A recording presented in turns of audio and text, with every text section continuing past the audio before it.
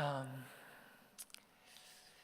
제 개인적으로는 지난 5년 동안에 우리 서부장로교회 교인으로서 많은 도움을 받고 도움을 얻었었습니다.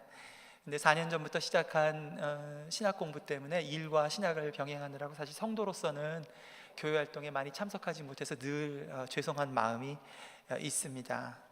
앞으로 1년여 정도 아마 있을 예정인데 그 기간 동안 제 나름대로는 좀 열심히 노력해 보겠습니다. 늘 죄송한 마음입니다.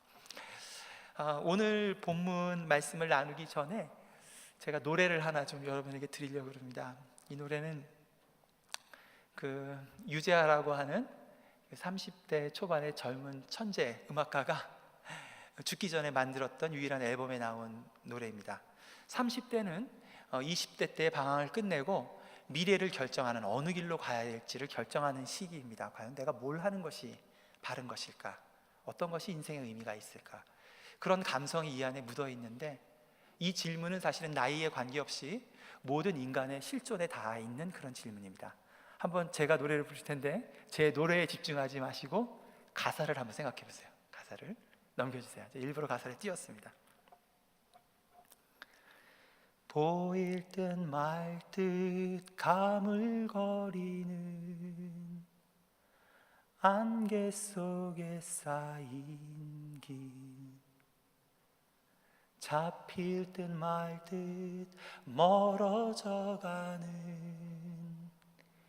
무지개와 같은 길, 그 어디에서 날 기다리는지 둘러보아도 찾을 수 없네.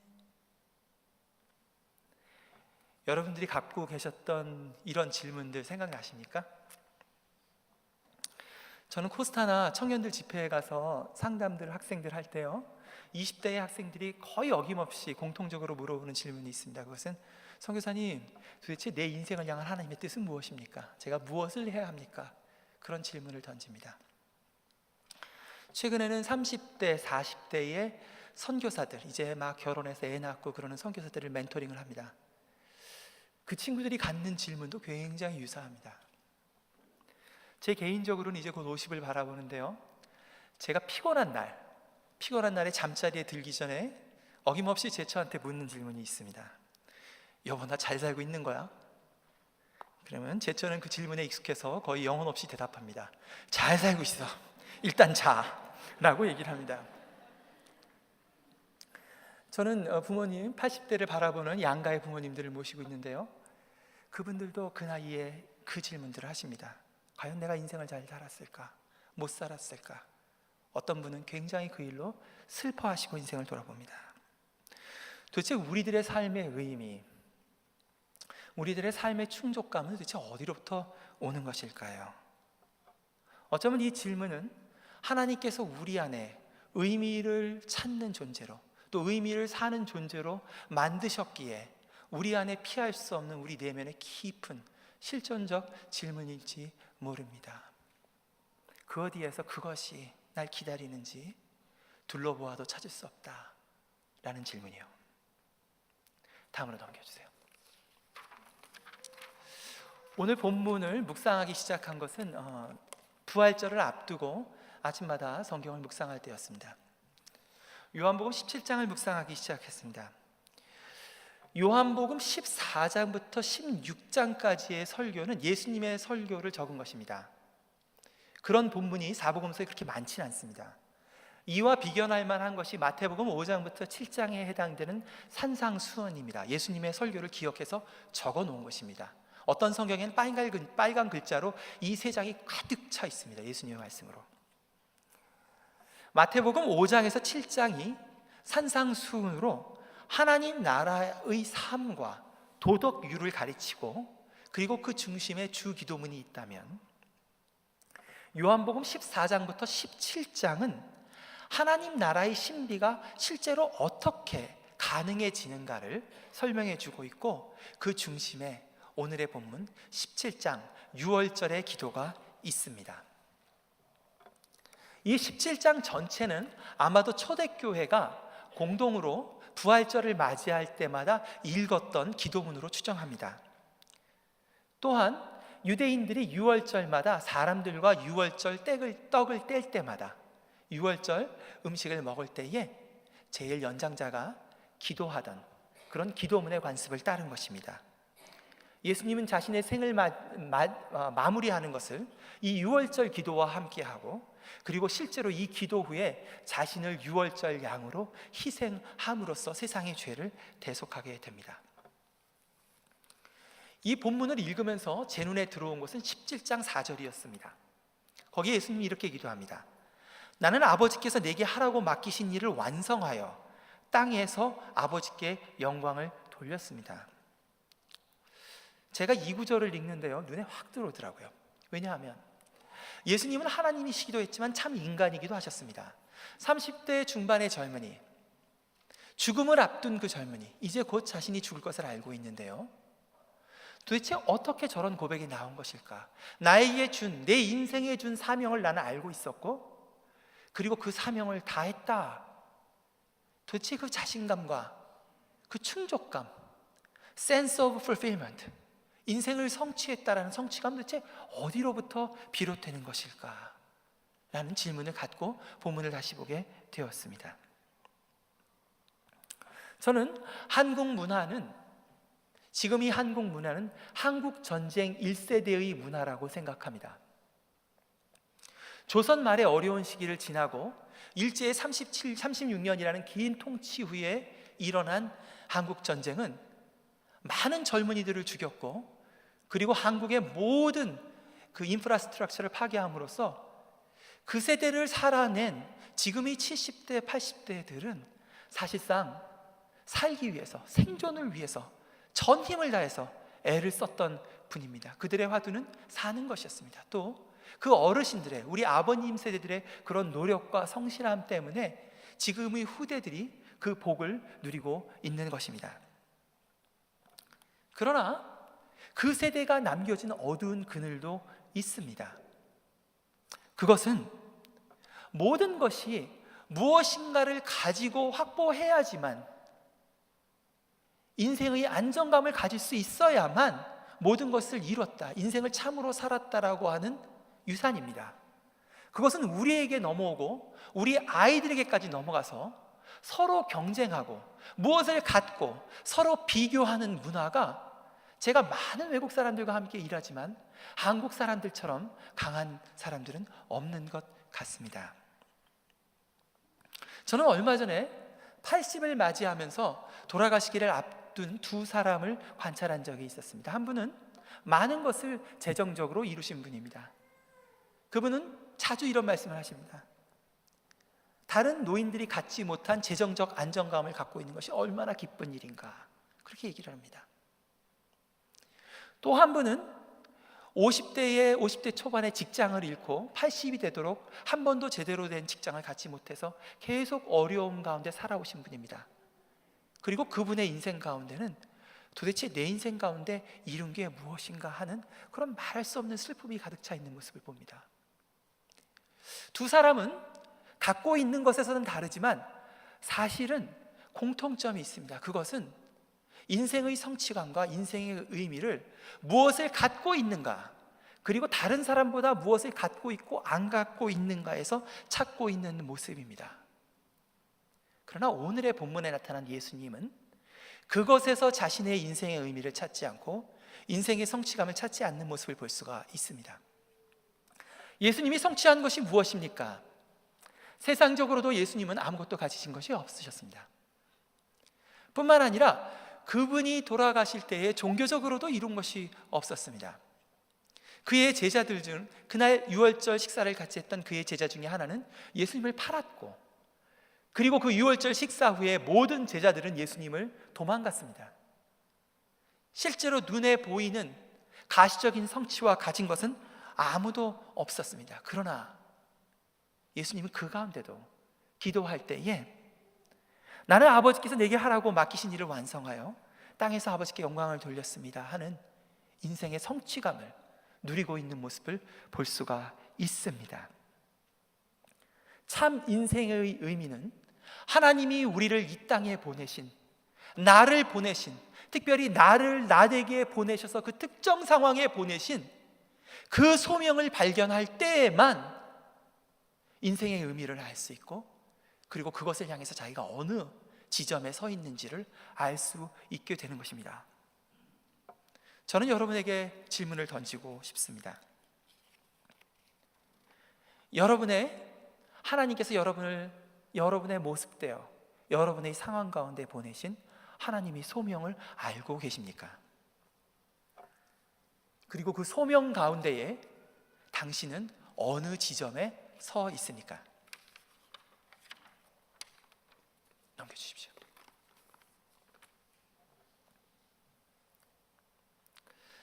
17장 3절에서 예수님은 이와 같이 얘기를 합니다. 영생은 오직 한 분이신 참 하나님을 알고 또 아버지께서 보내신 예수 그리스도를 아는 것입니다 라고 얘기를 하고 있습니다. 요한복음은 다른 세 개의 복음서와는 달리 영생이라는 표현을 굉장히 많이 사용합니다. 하나님의 나라 또는 천국, 마태복음에서 천국 전부 같은 개념입니다. 근데 요한은 영생이라고 얘기를 하고 있습니다. 그리고 오늘 본문에서 예수님은 영생은 저 피안의 어떤 세계가 아니라, 미래에 다가올 어떤 것이 아니라 오직 한 분이신 참 하나님을 알고 아버지께서 보내신 예수 그리스도를 지금 이곳에서 아는 곳이라고, 천국이 멀리 있는 곳이 아니라, 다가올 것이 아니라 사실은 우리 가운데 이미 이루어진 하나님과의 관계이며 예수 그리스도를 따라서 살아가는 그 삶 자체가 바로 천국이며, 그리고 영생이라고 오늘 본문은 얘기하고 있습니다. 바울 서신의 전체 서신들을 읽을 때에 바울이 이 신비, 예수 그리스도를 알고 예수 그리스도와 함께 살아가는 그 신비를 가장 표현을 많이 한 헬라어 구절이 나옵니다. 그것은 엔 크리스토입니다. In Christ, 그리스도 예수 안에서 라고 얘기를 합니다. 바울은 빌립보서 3장에서 이렇게 고백을 합니다. 무엇이든지 내가 유익하던 것을 내가 그리스도를 위해 다 해로 여길 뿐더러 또한 모든 것을 해로 여깁니다. 이는 내 주 그리스도 예수를 아는 지식이 가장 고상하기 때문입니다. 내가 그를 위해 모든 것을 잃어버리고 배설물로 여기는 이유는 그리스도를 얻고 그리스도 안에서 엔 크리스토 발견되기 위함입니다라고 고백을 합니다. 예수와 함께 죽고 예수와 함께 사는 것, 그것은 무엇을 말합니까? 삼위일체의 하나님의 모습과는 달리 그 예수님은 이 땅에 오셔서 우리의 문화 가운데 함께 하셨습니다. 그리고 참 영생의 길이 무엇인지 그의 삶을 통해서 보여주셨습니다. 예수님은 유복자의 아들로 컸습니다. 그리고 어린 시절 피난민으로서 이집트에서 살았습니다. 뿐만 아니라 청소년 이후에 홀로 어머니를 모시고 가장으로서 공사판에서 일을 하셨습니다. 그리고 그 인간의 가장 실존 상황이라고 할 수 있는 죽음을 겪었습니다. 그리고 그 죽음을 이겨냈습니다. 이것은 무엇을 말합니까? 하나님이 말씀하시는 영생은 멀리 있는 다른 곳이 아니라 바로 어찌 보면 우리가 평범하게 생각할 수 있는 우리의 인간의 문화, 그리고 하찮게 여길 수 있는 우리의 일상, 매일매일 먹고 살기 위해서 애를 쓰는 모습들, 그리고 갈등들, 눈물들, 결코 만만치 않은 이 삶의 현장 가운데서 그 가운데 임하시는 하나님의 나라, 그리고 그분과 동행하는 것, 그것이 바로 신비라고 얘기하고 있는 것입니다. 우리 인생의 참 의미가 성취되는 것은 어디입니까?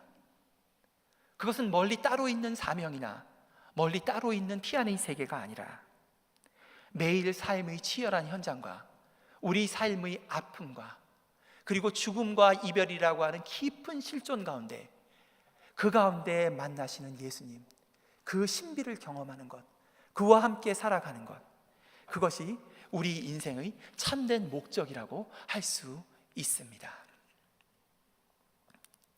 당신은 그 예수와 함께 죽고 예수와 함께 사는 신비를 지금 이곳에서 경험하고 있습니까? 넘겨주세요.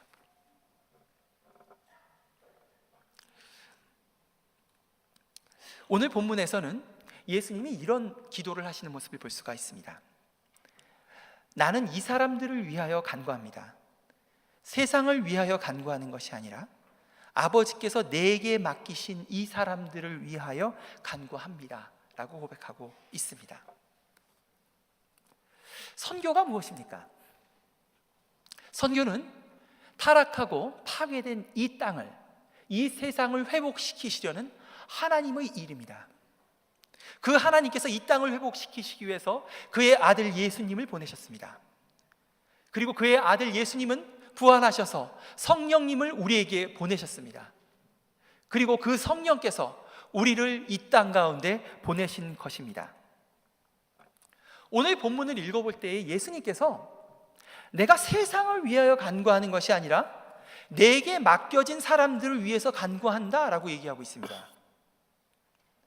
요한복음 3장 16절은 아버지께서 아들을 보내신 것은 세상을 구원하기 위해서 보내신 것이다, 정죄하려는 것이 아니라 세상을 구원하기 위해서 보내신 것이다 라고 얘기하고 있습니다. 그런데 오늘 예수님의 기도는 내가 세상을 위해서 간구하는 것이 아니라 내게 맡겨진 사람들을 위하여 간구한다 라고 얘기하고 있는 모습을 볼 수가 있습니다. 이것은 무엇을 말합니까?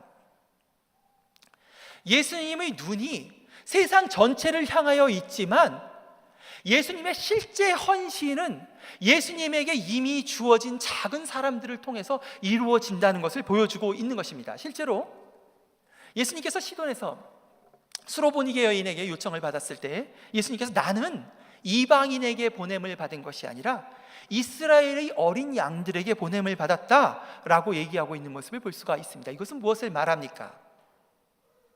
선교의 하나님께서 이미 우리에게 주신 사람들이 있다는 것입니다. 나의 아내와 나의 남편과 우리들의 아이들과 교회에서 만나는 사람들과 그리고 직장과 그리고 매일 만나는 그들이 바로 우리의 소명이 되는 것입니다. 그들을 위하여 기도하고 그들 가운데 하나님의 나라가 임하도록 끝까지 책임지고 기도하는 것이 바로 우리에게 주어진 소명이며, 예수님은 자신에게 주어진 사람들에 대한 자신의 책임과 소명을 정확히 알고 계셨고 돌아가시기까지 책임 있는 모습을 보여주는 것을 볼 수 있습니다. 저는 북한 사역을 6년 동안 하면서 교회나 사람들을 방문할 때에 늘 이런 점을 두려워하고 조심하려고 했습니다. 그것은 제가 북한 사역을 하기 때문에 마치 특별한 하나님의 종인 것처럼 사람들이 대하는 모습을 볼 수가 있습니다. 제가 선교사라는 직업을 갖고 있기 때문에 제가 마치 특별한 사람인 것처럼, 특별한 성직인 것처럼 대하는 모습을 볼 수가 있습니다. 그러나 그것은 사실이 아닙니다. 하나님은 모든 사람들을 이 세상에 보내셨습니다. 그리고 하나님은 모든 사람들에 대한 소명과 사명을 갖고 계십니다. 그리고 모든 사람들에게 그 사람이 아니면 결코 돌볼 수 없는 지극히 작고 약하고 거친 영혼을 맡기셨습니다. 그런 면에서 예수님의 미션과 나의 미션과 여러분의 미션은 모두 다 다르며 모두 다 귀합니다. 그것을 발견하여야 합니다. 저는 며칠 전에 시를 하나 적었습니다. 저는 시를 쓰지 않는 사람인데 감정이 충만해지니 시도 써지게 되었습니다. 아주 짧은 시입니다. 제목은 성화입니다. 제목은 거창하지만 내용은 별건 아닙니다. 들어보십시오. 아들이 뭔 짓을 하든 그냥 내버려 둘 수 있다면, 아들이 나를 열받게 하려고 잔머리를 굴려도 살며시 도망갈 수 있다면, 아들이 바보 소리를 해도 그것도 좋은 생각이네 한다면 내 성화는 다 이루어진 거다. 끝입니다. 예수님께서는 자신에게 맡겨진 거친 영혼들, 끝까지 회개하지 않는 사람들을 끝까지 책임지셨습니다. 유월절 기도와 식사를 하면서 발을 씻기셨을 때 그 중에 하나는 예수님을 배반하였습니다. 그리고 나머지 제자들은 예수님을 다 버렸습니다. 그러나 그 사람들이, 그 보잘것없는 사람들이 예수님의 이 땅에서의 소명이었고 그 일이 전 세계를 구원하는 일이었습니다. 당신에게 맡겨진 사람들은 누구입니까? 여러분은 관계를, 사람을 인생의 소명으로 삼고 있습니까? 다음 장 넘겨주십시오.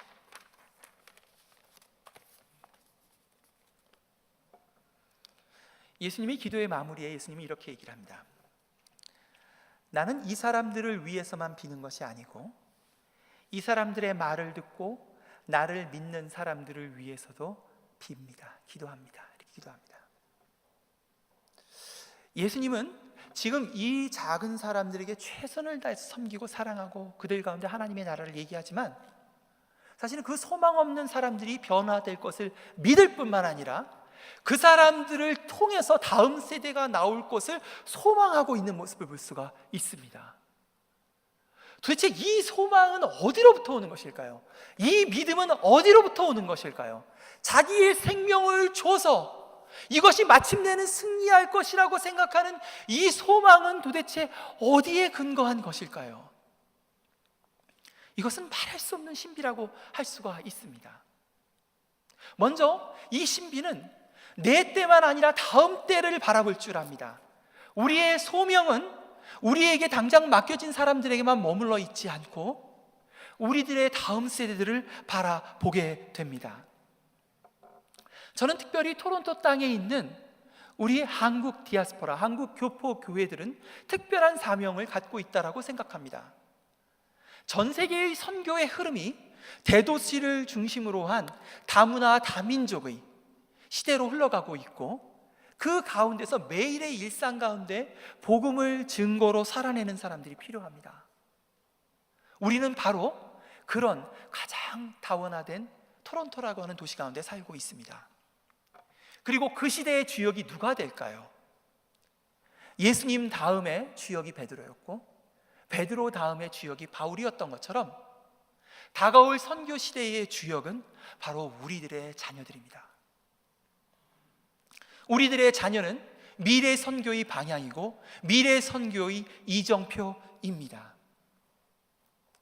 우리 교회는 재정적으로 현재 어려운 가운데 있지만 그 가운데도 교육자를 2세들을 위해서 새로 고용하는 어려운 결정을 내렸습니다.